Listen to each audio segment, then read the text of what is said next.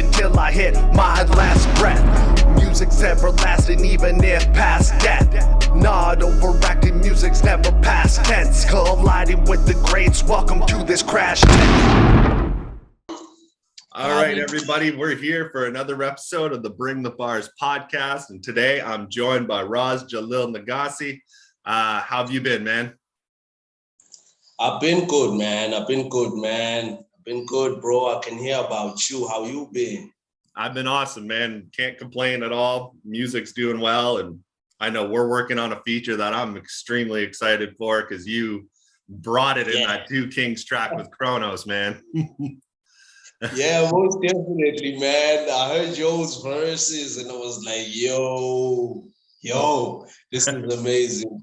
Yeah, I can't wait to actually record it and let the world hear it, bro. Yeah. That's an amazing song, by the way. It's an amazing song. I thought of you right away when I was coming up with the concept of it. So That's amazing because I kind of do bring that impact into something, you know. Yeah, it's a hard-hitting beat for sure. It's amazing, man. Thanks for having me on that too. G. Of course, man. And to kick this off, you're new to the show, so just introduce yourself to all the listeners and let them know where they can find your music. Word. My name is Ras Jahlil Negasi. I'm on Facebook, I'm on Instagram, I'm on Twitter. Mostly it's the same name, just at Ras Jahlil. You can find my music on Audio Mag, like my whole catalog is on Audio Mag. Though I have to remove some songs now. They keep the content ID keeps flagging them and stuff because my profile is now verified and stuff, but you can just go on there, check them out before I take them down, you know. I got a few releases on Spotify. But we got an EP coming soon. So you'll keep your ears out there. That'll be amazing too. Perfect, man. I don't doubt it. I don't know how many other platforms the distributors put me on, bro, but you just go on Google if you're not sure and search for Ras Jahlil Negasi. You won't find what you're looking for. Perfect. Yeah, I know. I've seen you on Spotify. I'm sure you're on Apple as well. Audio Mac and all that stuff. But we're on Apple too. The distributor most definitely makes sure to put us on Apple. Yeah. Those are the main ones for sure. And I want to go back to like your childhood growing up. What kind of music surrounded you in your life growing up as a kid? Bro, that's actually weird. There was too little hip hop. Yeah, there was too little hip hop. That is too weird. My dad was there's this type of African music that we call umbatanga or maskandi. My dad was into that. My dad was also into country and western music. My dad was also into a bit of Tupac. Yeah. Like the first Tupac videos I watched, it was a CD, a video CD that my dad got pirated. That's the first time I saw a Tupac video. How old were you when you first saw that? I can't say really, bro. But I always think around 11, 12. Yeah, I can't say really, but I was a teenager. And that stuff caught my attention, bro. It caught my attention for real. I was like, yo, how can niggas do that? Because I wrote my first poem in grade 3. Yeah. So I could kind of feel cadences, you know. I could kind of feel cadences from then. So when I heard that, for me, it was amazing. It was amazing. And then I heard Eminem, like, bro, that just blew me away. But mostly the music I grew up to was in hip hop. I kind of drew into hip hop on my own. My mom listened to a lot of reggae music. I got the Raga Lion from my mom.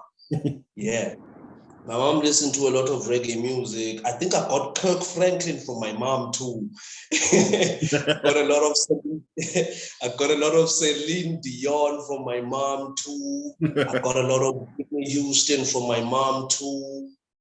And a lot of African music from my dad. My dad grew up in a real rural area, bro.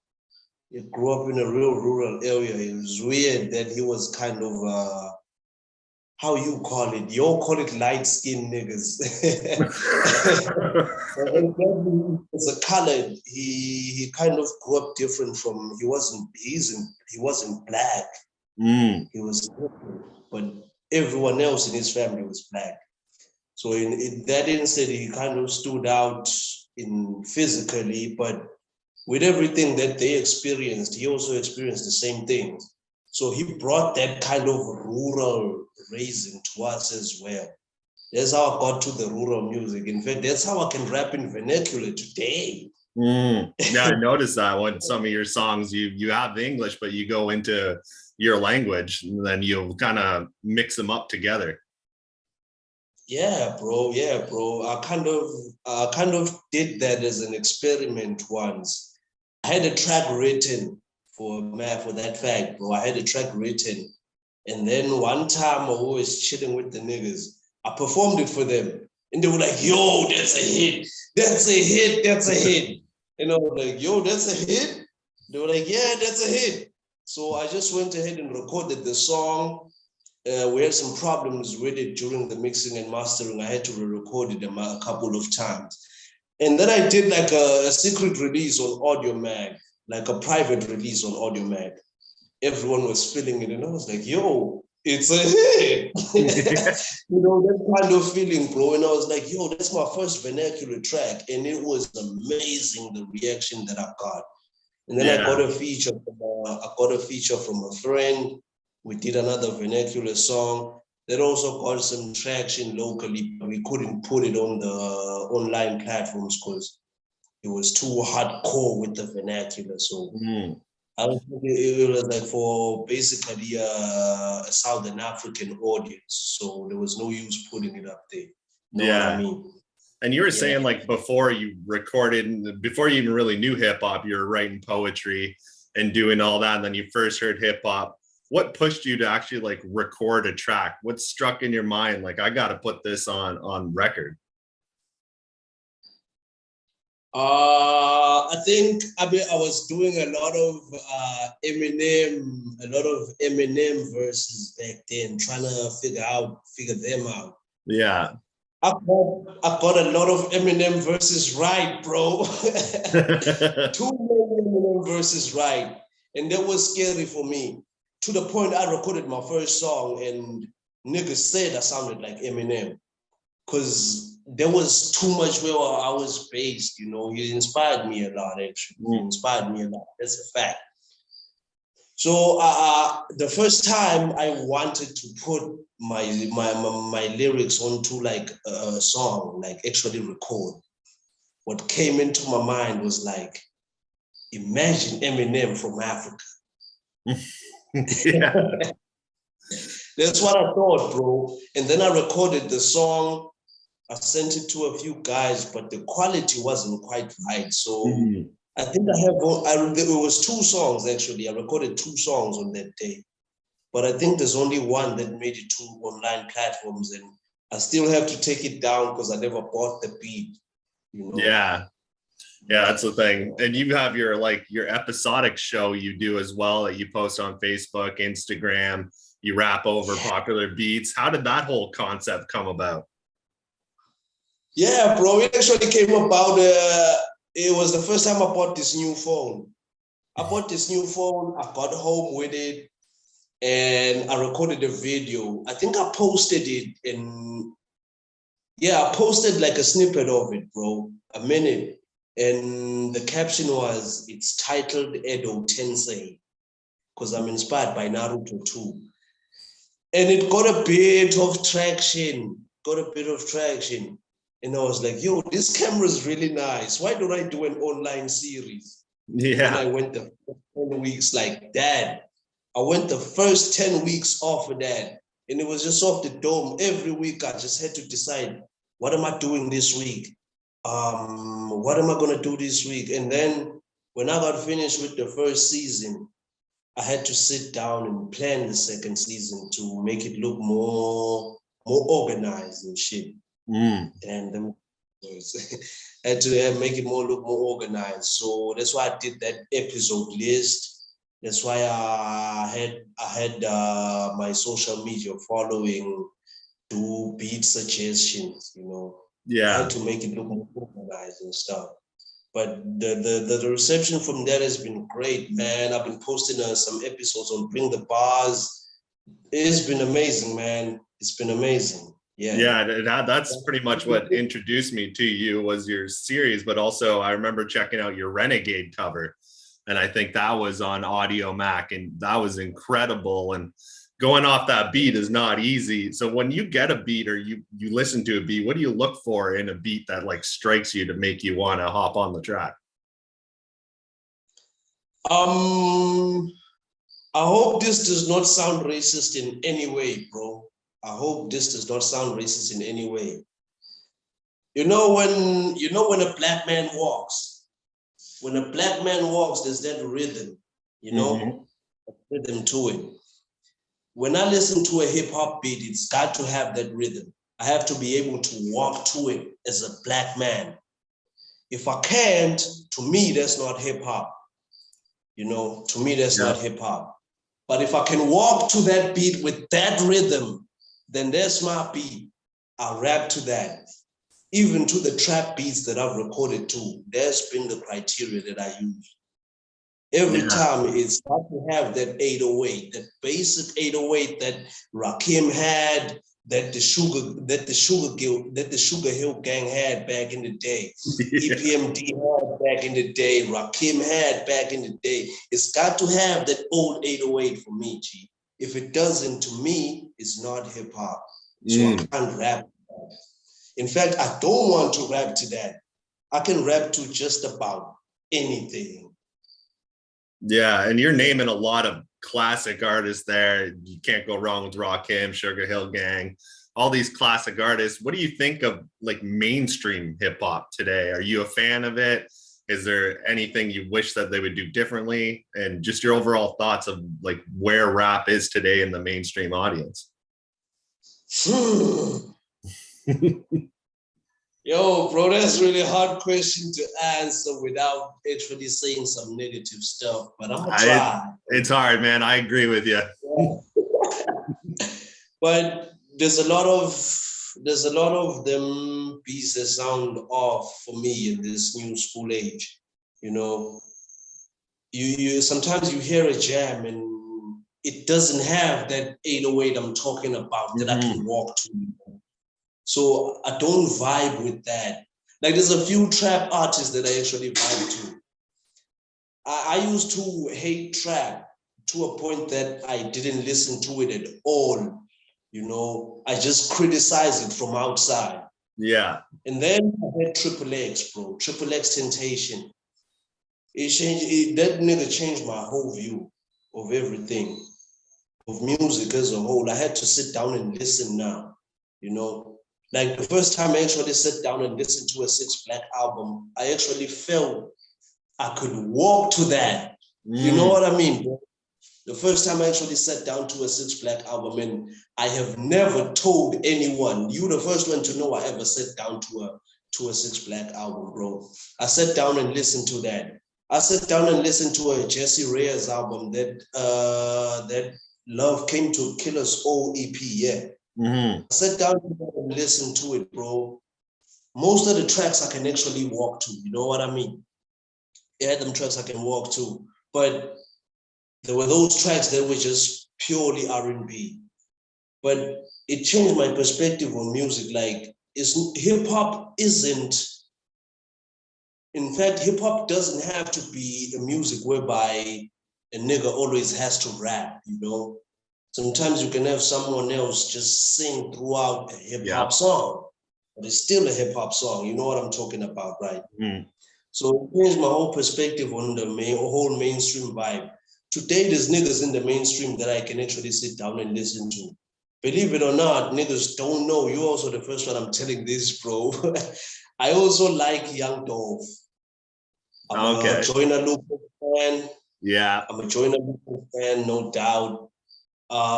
There's some Young Thug songs I actually like now that I've listened. Chief Keef, my nigga. Chief Keef, my nigga. Know what I'm talking about. But the mainstream, bro, if there's anything I wish they could do different, I wish they brought a little more concepts to the music. It sounds all the same. It does, yeah. Same topics too a lot of the time, and yeah. I wish they just bring in a lot more content. Like, Black people are going through a lot right now, and the majority of rappers in the mainstream are Black people. So we need guys to be actually, talking about things that are happening to the Black society all around the world, and not just in America. Because these guys actually travel now. Some of them came to South Africa to shoot music videos. South Africa is the same as home to me. I walk to South Africa from where I'm at, bro. Yeah. That's another country, But I just wish they had a lot more content. Some of the beats, I can't say I wish they changed some of the beats, because I wouldn't want music to be just music globally to be just tailor-made for Ras Jahlil. You know what I mean? Yeah. Yeah. But yeah, for sure. There's some songs I feel could have been done better, and that's why I do cover songs. I do what I feel like the nigga should have done in the first place,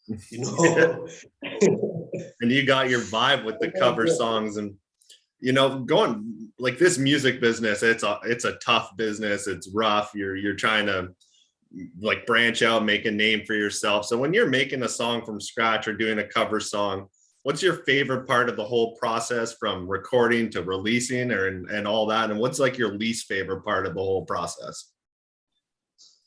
Bro, writing is always my favorite process. The creation of the whole thing. I do not know. I don't have words to explain that process and how it makes me feel, But bro, to me, creation, that's the process. I also love the studio. That's my second favorite part. Getting in the studio and actually laying it down and, putting the vision into reality. Yeah, like hearing it back for the first time is always like such an exciting time. Yeah, bro. So the studio is my second favorite. And the PR, releasing, talking to the fans, having them interact with the release. I hate that. Mostly it's because I'm an introvert and I, in reality, personally, do not know how to interact with people. I think it stems from that. Otherwise, I'm trying to teach myself some marketing techniques for social media.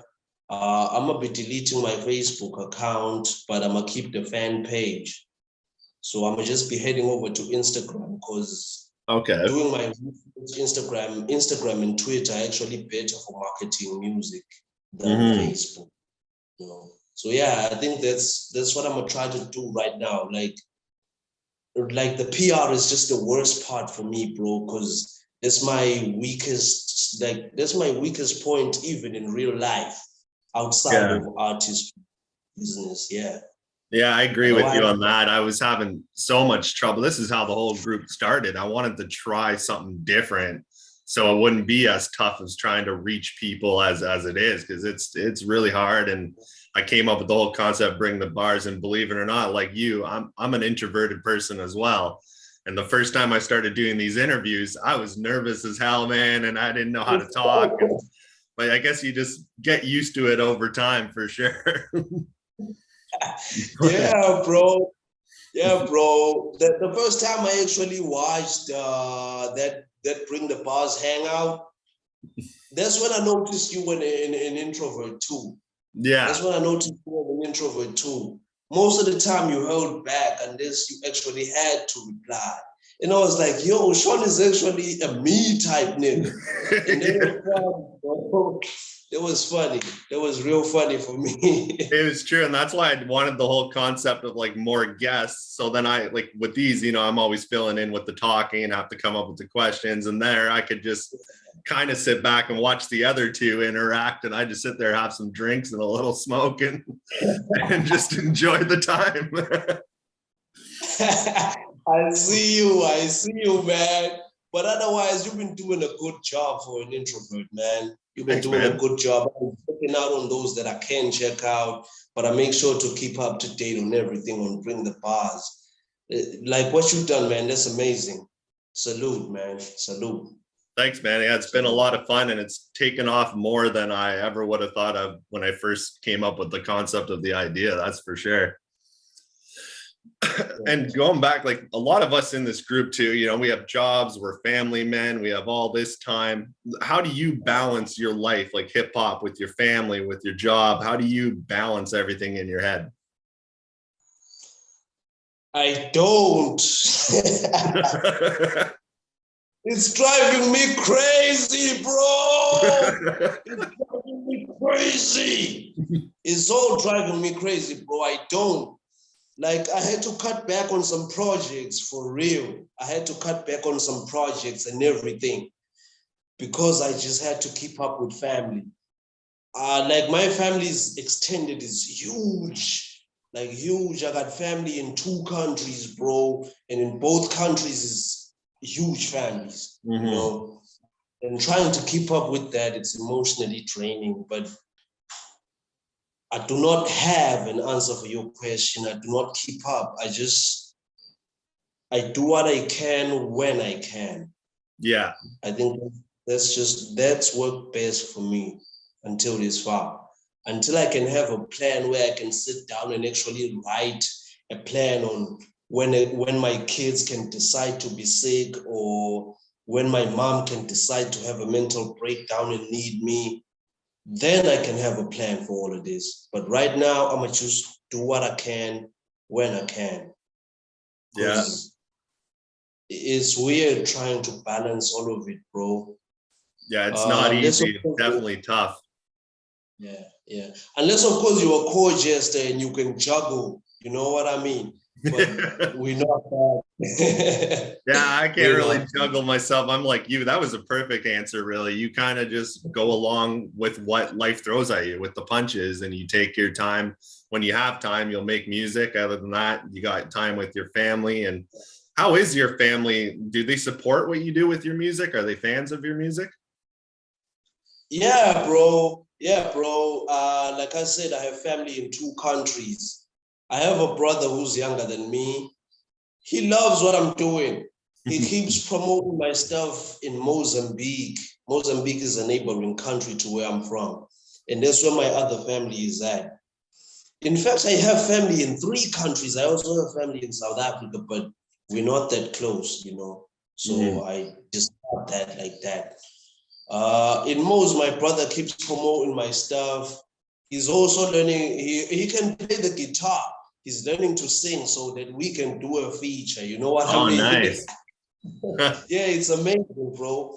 But my family supports what I'm doing. My mother knows that I make music, and I think more than anyone, she's behind me. And then my girlfriend, my empress, my queen, she's behind me more than everything, bro. She's behind me more than everything. Like, we had to cut back on some family budgets for me to make do with my music career. Yeah. I respect that so much, bro. Like, it beats upon me sometimes, like, yo, you know, she has to come first. But if she feels like my career is worth more than what we have in mind right now, I think I can bear with that, bro.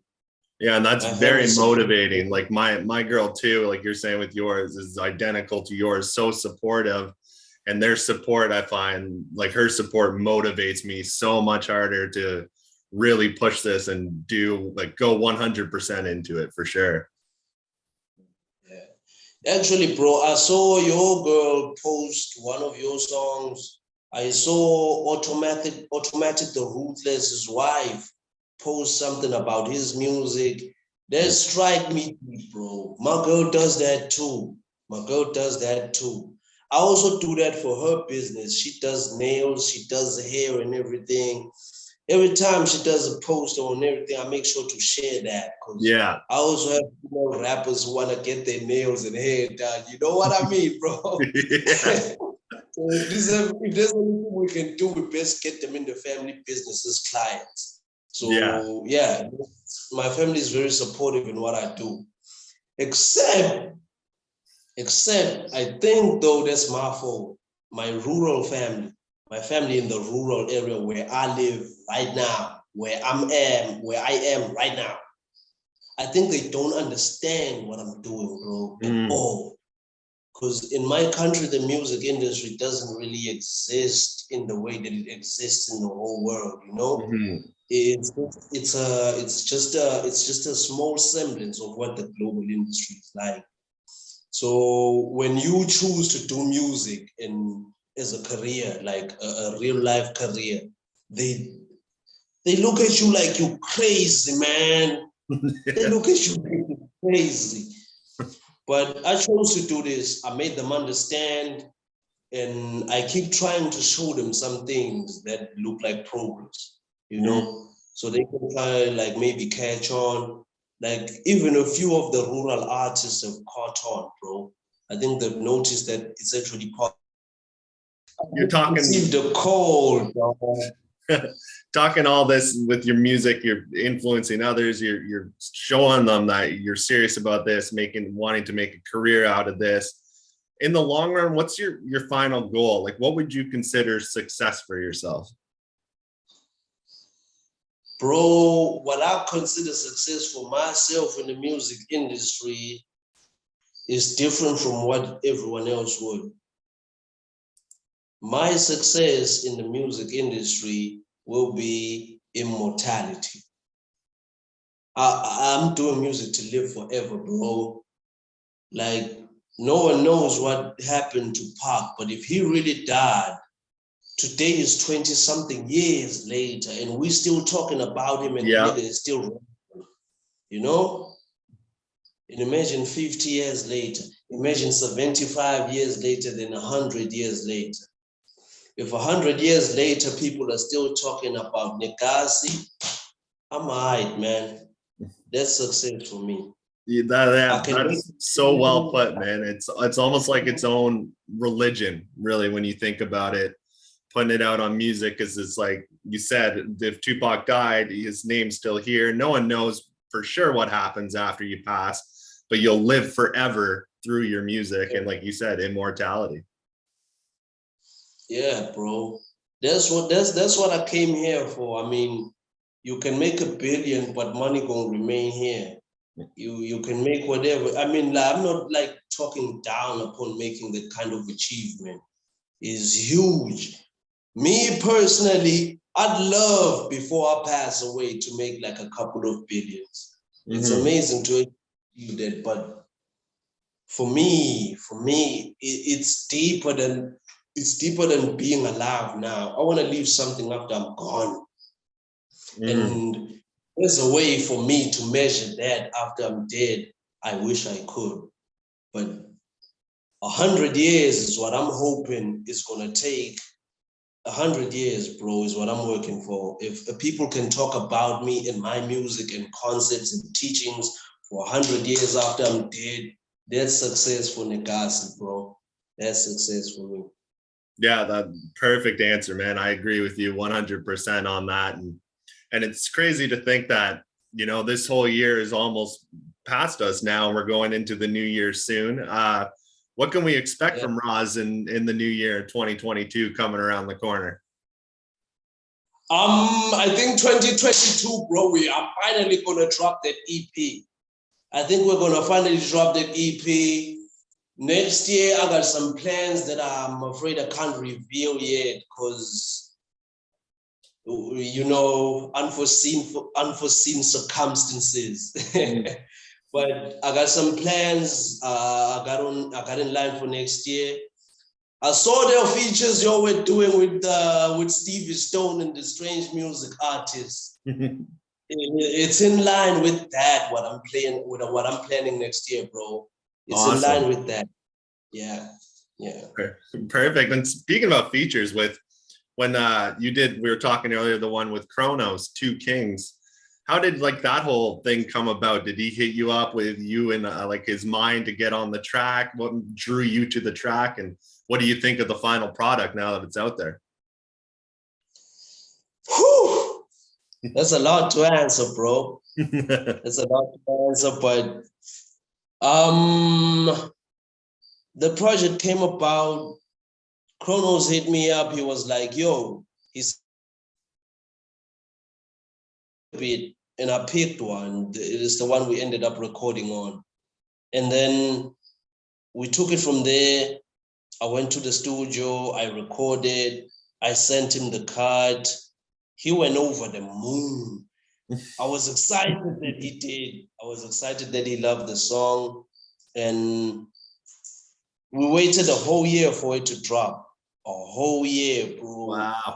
A whole year. But when it finally did, I love the whole project, man. I love the whole project. Kronos didn't tell me he was gonna make it the lead single of the whole album. That kind of, bro. I'm a shy individual, but I appreciate what Kronos did for me. Yeah, I appreciate what he did for me, bro. The final product was more than I expected, actually. Yeah.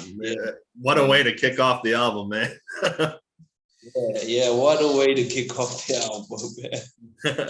Yeah, and shout out to Kronos. He's a great guy to work with too, man. He's always a lot of fun to work with, and big shout out to Kronos for sure. Yeah, most def, bro. Big shout out to Kronos. And shout out to everyone on the project, bro. Personal shout out to Dynamic in the UK. My favorite verse on the album is from him on Ice Cold. Damn. Yeah. A lot of people brought their A game on that album, man. Yeah. Who's this, man? Who's this? I forget the name, G. I forget the name. But there's this dude, he's doing another online reaction show. He was also featured on the Kronos project. And his verse also drove me nuts. His verse also drove me nuts. Yeah, it was so well done, man, for sure. And props to you on that verse. I can't wait to hear what you bring to ours. I'm looking at the time, though. We're going to have to end this interview. We're going to hit the time limit here. But I want to thank you so much for hopping on. I'm so happy I got this chance to talk to you. I've been waiting for you to win one of those draws, man. And when your name popped up, I was ecstatic. Bro, I'm happy I finally got the opportunity to do this too. I've been dying to, man. I've been dying to. When my name popped up, Static don't begin to explain what happened to me. You deserved it, man, and it was a lot of fun talking to you. I'm going to let you enjoy the rest of your night, and just thank you for everything. Thank you for being a member of BTB and for coming on and talking with me. I appreciate it. Word up, man. Thank you for having me from Africa. And shout out to the rest of the world, man. All love, G. All love. Absolutely, man. All right. Enjoy the rest of your night, bro. Word. Yourself too, man. Thanks. Thank you.